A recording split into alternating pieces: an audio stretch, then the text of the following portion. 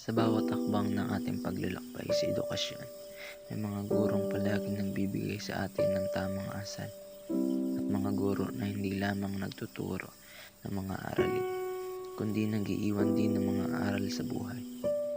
Isa sa kanila ay ang aking guro na sa kabila ng mga hamon sa kanyang propesyon ay nagbibigay inspirasyon at pag-asa sa kanyang mga estudyante. Ang sanaysay na ito ay naglalayong ipahayag ang aking mga refleksyon tungkol sa kanyang mga kontribusyon sa aking pag-unlad bilang isang mag-aaral at bilang isang tao.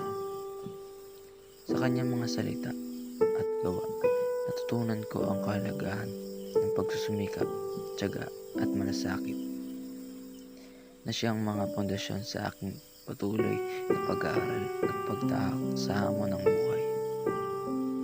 Ang kanyang dedikasyon at pasensya ay nagbigay liwanag sa aming pag-aaral at naghubog sa aming mga pananaw. Sa bawat aralin, hindi lamang mga kaalaman ang kanyang ibinabahagi, kundi isa rin siyang gabay sa mga tamang desisyon sa buhay.